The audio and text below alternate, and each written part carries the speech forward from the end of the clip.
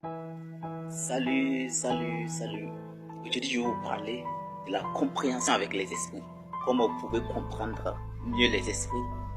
La communication que les esprits utilisent, le langage. On va tout. Veuillez être patient et écouter cette vidéo jusqu'à la fin.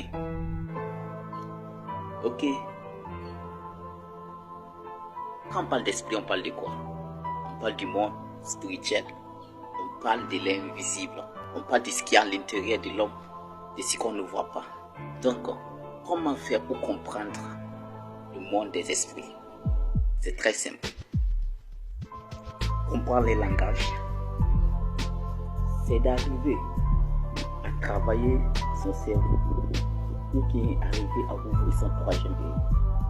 Mais moi, je ne vais pas parler du troisième œil, mais je vais parler de votre cerveau. La psychologie. Quand on voulait comprendre le monde des esprits, on ne doit pas oublier les petits détails. C'est comme si vous êtes en train de regarder une série ou un film dans une télé. Les petits détails ne sont pas à oublier. Sinon, vous risquez de ne pas comprendre l'essentiel. Quand vous êtes à côté de quelqu'un, comment comprendre les sentiments de la personne? Comment rentrer à l'intérieur de cette personne? C'est à travers les petits détails. Quand quelqu'un a une conversation avec vous, la manière que tu vas écouter la personne, tu vas analyser ces choses. Donc avec les esprits, ce n'est pas ce qu'on voit qu'on regarde, mais on regarde ce qui est à l'intérieur. C'est comme tu donnes un seau où il y a de l'eau, puis on ferme avec une couvercle. Tu vas savoir qu'il y a de l'eau dedans. Mais il faut regarder en profondeur pour savoir qu'il y a de l'eau dans le seau.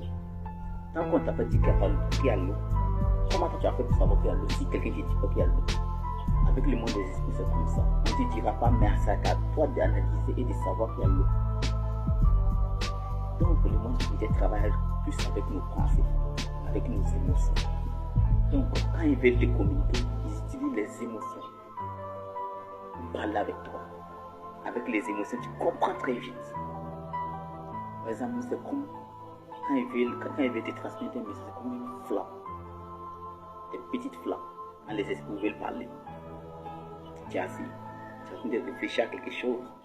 Et comme une petite éclair, dans ton cerveau, tu reçois un message. C'est comme ça que les esprits communiquent. Même si tu n'es pas éveillé, tu reçois les messages, mais comme tu n'es pas éveillé, comme tu n'es pas initié, tu ne comprends pas. Tu n'arrives pas à mieux expliquer les choses. Même dans vos rêves, quand les esprits viennent vous transmettre certains messages, vous n'arrivez pas à décortiquer le message parce que vous n'êtes pas initié. Souvent, on vous donne des visages qui ne sont pas les vrais visages parce que vous n'êtes pas initié. Parce que vous n'êtes pas atteint à un certain niveau dans votre réveil de spiritualité.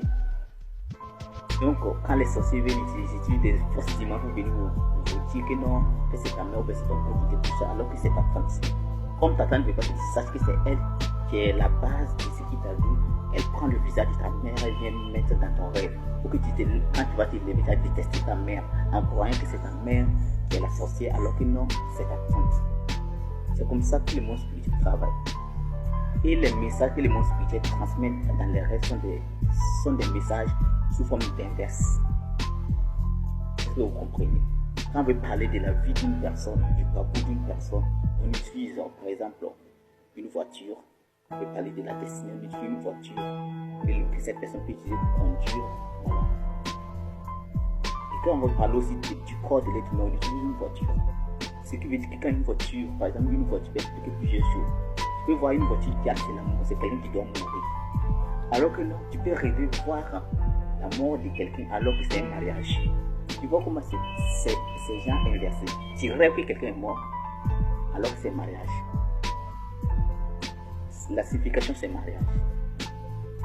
Tu rêves d'une voiture, tu te lèves, ça veut dire que c'est quelqu'un qui doit mourir. Moi je me souviens, j'ai rêvé une fois. C'était un car qui était en route qui est tombé.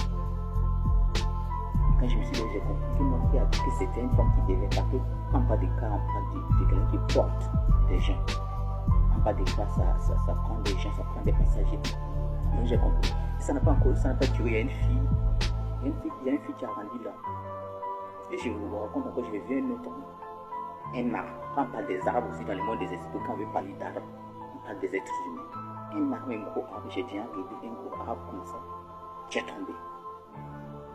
J'ai analysé, j'ai vu que ça veut dire qu'il y a quelqu'un d'une grande destinée qui va perdre là. Et ça n'a pas duré, il y a un petit enfant, un petit garçon qui a perdu là.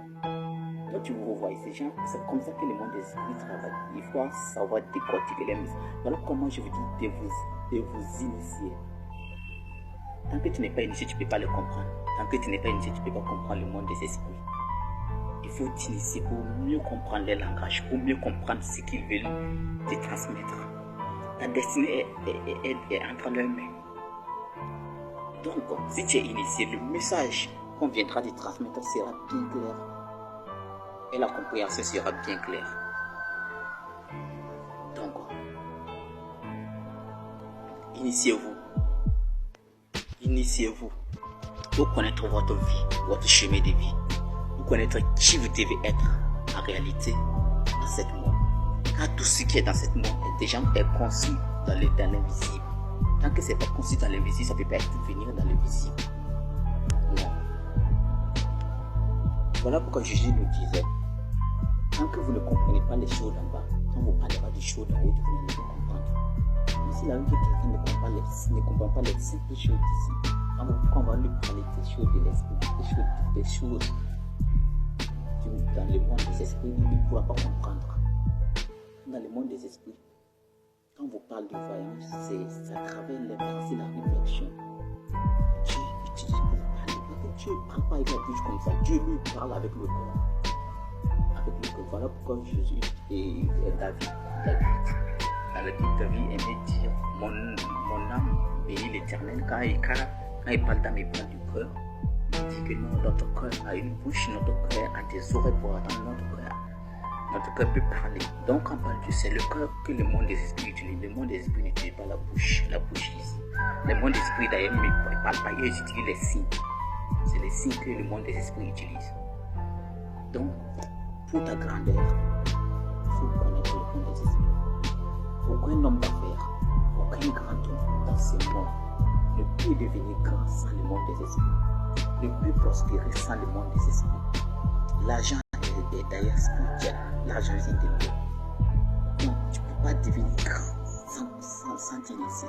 Tu ne peux pas prospérer sans t'initier. Tu ne peux pas prospérer sans connaître le monde des esprits, sans connaître le monde astral. C'est des mensonges. On ne se lève pas d'un jour à lendemain pour aller ouvrir une boutique et croire que tu auras les clients. Tout est spirituel. Les clients, comment savoir attirer les clients? Tout est spirituel.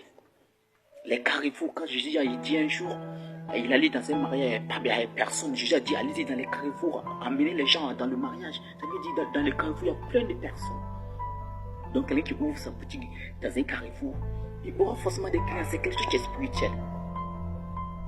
Il faut comprendre le monde spirituel pour pouvoir grandir dans le monde où nous sommes. Si quelqu'un qui est initié saura que les sorciers ne font pas peur. Ne fait pas peur. Si tu vois quelqu'un qui fuit et qui fuit devant un sorcier, c'est parce qu'il n'est pas initié. C'est parce qu'il ne connaît pas sa valeur. C'est parce qu'il ne connaît pas sa grandeur. Quand il connaît qui tu es, aucun sorcier dans ce monde ne peut te faire peur. Aucun sorcier dans ce monde ne peut te toucher. Quand tu connaîtras la vérité t'affranchira. Voilà pourquoi Dieu lui dit dans Osée 6. Mon peuple souffre. Manque de connaissance. Parce que vous ne connaissez pas, vous souffrez. Parce que vous ne connaissez pas la vérité, vous souffrez. Vous ne connaissez pas la réalité des choses. Vous croyez que c'est ce que vous voyez qui est là. Ce que tu vois n'est pas ce que tu vois. Voilà pourquoi on nous dit, connais ta promesse. Tant que tu ne te connais pas, tu ne peux pas grandir. Tu ne peux pas prospérer. Tu ne peux pas devenir celui que tu dois devenir. Car ce que tu vois, c'est une illusion. La réalité n'est pas ça. Quand tu vois quelqu'un, il ne faut pas jouer avec l'apparence. L'apparence est trompeur. Tu peux voir quelqu'un, mais regarde à l'intérieur de la personne pour connaître qui est cette personne. Qui est la personne en réalité. C'est ça. Sinon l'apparence est trompeur. Un homme initié ne regarde pas